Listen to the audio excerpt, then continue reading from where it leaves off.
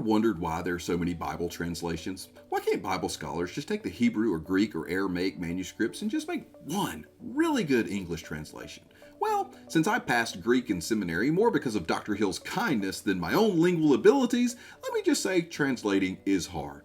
Let's explore why.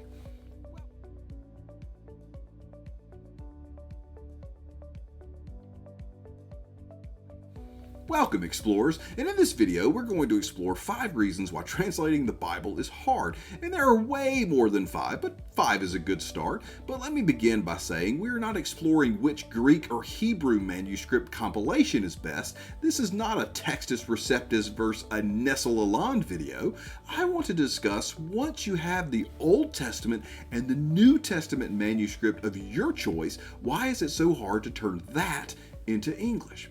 Reason 1. Multiple definitions. We are familiar with English words having multiple definitions. The Guinness World Record for the English word with the most meanings is the word set, S-E-T, with 430 senses listed and an entry of over 60,000 words in the Oxford English Dictionary. Translators of set will be working off of 430 senses and uses of the word. Now, that may be a little extreme, but many Hebrew and Greek words offer similar difficulties. When you come across the Hebrew word af, it can mean nose, nostril, snout, face, person, anger, or wrath. Context may help you determine between anger and snout, but is it always easy to distinguish between nose and nostril? I've always thought af was funny because it can mean nose or angry, and when a person gets angry, their nose can turn red, but there are not any significant theologies built upon an angry nose. But what about words that have huge theological positions built upon them, such as pisteuo? Pisteuo is most often translated believe, and in Acts 16:31, we are told that if we believe, we will be saved. But in James 2:19, we are told that the demons believe and tremble. But demons are very much damned and without salvation. How do you deal with these two very different uses of pisteuo/believe? Do you try and address this in your English translation?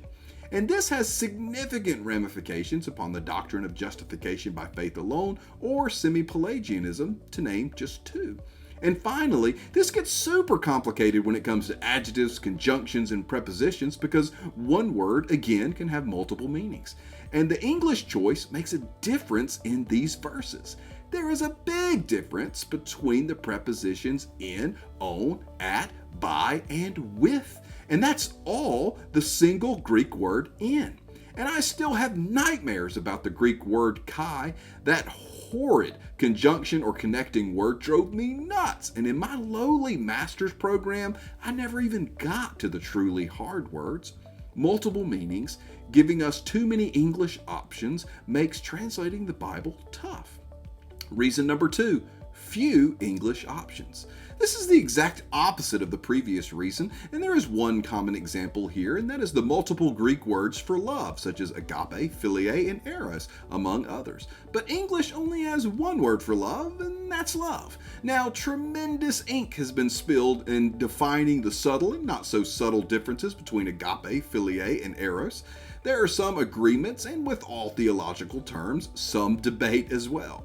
So do you just use the English word love to translate these various Greek words that mean love, or do you try and clarify the differences between agape love and philia love within your English translation? And if you do decide to clarify, what do you say? How many bonus words can you cram into a verse before you go too far? This gets complicated quickly. Reason number 3, obscure knowledge. Sometimes the Bible references stuff that is just not common knowledge today, from articles of clothing to farming techniques to coins to political offices to measurements, and the list can go on and on. Do you just use an English equivalent as best you can and just allow your readers to Google stuff? Or do you try and translate the text in a manner that gets the meaning across without excess Googling?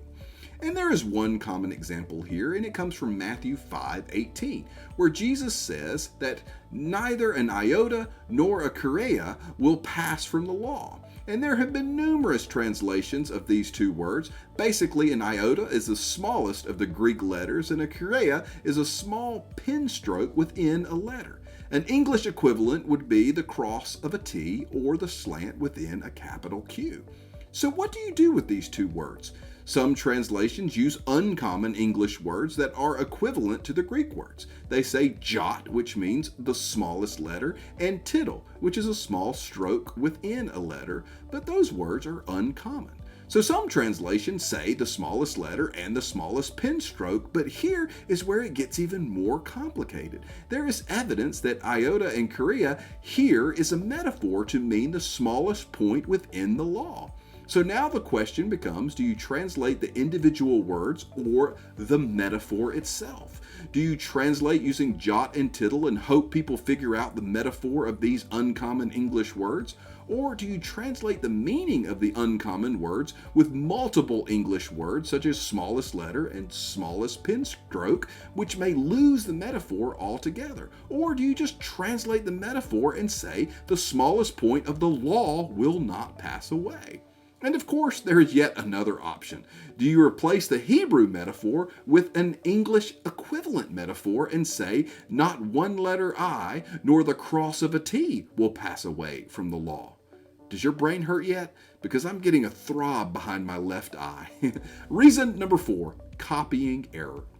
These are relatively rare. Textual scholars have done some outstanding work crafting and compiling Hebrew and Greek text. And although they may argue over which Greek manuscripts hold weight and which do not, and they may argue over which holds primacy between the Septuagint and the Masoretic text, there are only a few verses that scholars are confident have been corrupted. And there are two famous examples. First, the number of Jewish exiles that returned to Palestine after King Cyrus's edict found in the books of Ezra and Nehemiah. And the second has to do with the reign of King Saul. In 1 Samuel 13:1, the Hebrew Masoretic text says, King Saul was 1 year old and he reigned for 2 years. Now, history knows this is incorrect. Now, Saul does do things that a toddler would absolutely do, like pitches fits and whines a lot, but King Saul does stuff that a 3-year-old just could not do. The Bible speaks of Saul being taller than all of the other Israelites, and he's Jonathan's dad, for just 2 examples. And as much fun as it is to picture a 3-year-old giant toddler ruling Israel, we know from other sources those numbers are just not correct. Again, much ink has been spilled as to why this verse is so odd in the Masoretic text, but translations still have big questions here. Do you look for other sources, such as the book of Acts that gives you Saul's reign as 40 years, which makes more sense than a 2-year reign? Do you trust 2 Greek translation manuscripts of the Old Testament that state that Saul was 30 when he became king, when the rest of the Greek manuscripts omit 1 Samuel 13:1 altogether? Or do you just translate the anomaly to be faithful to the Hebrew manuscript? All very tough questions. Are you translating 1 Samuel 13:1 if you were pulling numbers from other places? Or should you just leave the numbers that you know are incorrect? Now, there are some interesting theories behind the Masoretic text here in 1 Samuel, but that's another video. But now my brain is throbbing behind both eyes, which brings us to reason number 5, slang. The Bible has slang phrases and slang terms throughout, and you are left with the question, do you translate the word used as slang with the proper definition that may lose the meaning of the slang, or do you translate the meaning of the slang into English? And I do have a favorite example here. It is the Greek word splanchon. Splanchon is the Greek word for bowels. It clearly means bowels, but it is also used as a slang term for the seat or center of your emotions. Philemon chapter 1 alone is a middle schooler's laugh fest if you translate each word literally and woodenly. Philemon 1:7 says that Philemon refreshes the bowels of the saint. 1:12, Paul calls Onesimus my own bowels. And in 1:20, Paul asks for his bowels to be refreshed in the Lord. My wife will not like how much I giggle at that. Bowels means the center of our emotions. Philemon refreshes the saints emotionally. Paul has deep emotions for Onesimus. These verses are beautiful if we used vowels the same way, but they become quite funny with the word vowels in English here. In English, we have a similar slang. It is our heart. We use heart in a similar way as the New Testament uses bowel. So again, do we translate literally and use the word bowels?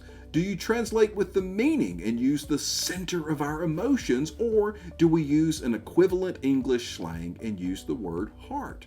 Translating the Bible is questions upon questions upon questions.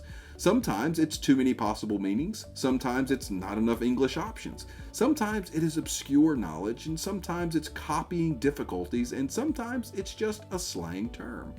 I am beginning to think that Bible translators should be listed among nurses and the inventor of Reese's peanut butter cups as people who are grossly underpaid.